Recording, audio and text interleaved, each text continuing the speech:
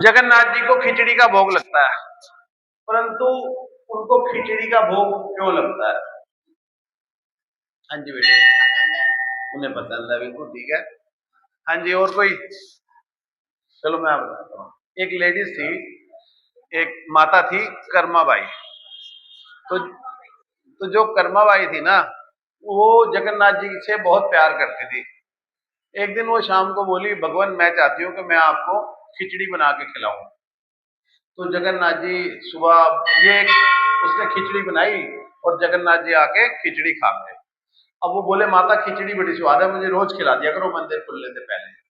अब कर्माबाई का ये नियम बन गया, वो रोज खिचड़ी बनाती थी और जगन्नाथ जी रोज आके खा जाते थे। तो उसके बाद वो अपने दैनिक क्रिया के लिए जाती थी। तो जब वो दैनिक क्रिया के लिए गई तो उसे एक साधु मिले। उन्होंने बोला, आप इतनी लेट क्यों आ रहे हो दैनिक क्रिया के लिए?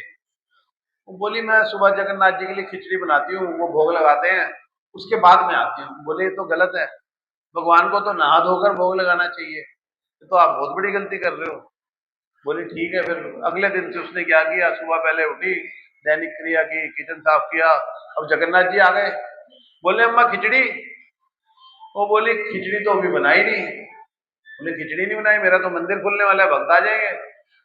बोली, आप बैठो, मैं 2 मिनट में बनाती हूँ। उसने खिचड़ी बनाई, भगवान ने फटाफट अभी आधी अधूरी खाई और पहुंच गए। मंदिर खुला, भक्त आ गए। पुजारी ने पूछा, भगवान आज आपके मुंह पे खिचड़ी क्यों लगी है? बोले, मेरी माँ को कोई उल्टी पट्टी पड़ा गया है, तो उसकी वजह से जो है वो ऐसे ऐसे उसने लेट खिचड़ी बनाई और मैं लेट हो गया आने में भी, और खिचड़ी मेरे मुंह पे रह गई। आप उनको समझाओ, साधु को, जिन्होंने ऐसी बात बोली थी। तो वो पंडित जी फिर साधु के पास जाते हैं। साधु के पास जाते हैं तो साधु को समझाते हैं, भाई जगन्नाथ जी ने ऐसे ऐसे कहा है, तो आप अम्मा को टोका मत करो। तो साधु अम्मा जी के पास जाते, कहते हैं, अम्मा मेरे से बहुत बड़ी गलती हो गई, तो आप जैसे करते थे ना वैसे ही करो। अब अम्मा फिर रोज जगन्नाथ जी के लिए खिचड़ी बनाती थी, जगन्नाथ जी आते थे, खा के चले जाते थे। एक दिन अम्मा की मृत्यु हो जाती है, तो जगन्नाथ जी रोने लगते हैं पुजारी के आगे।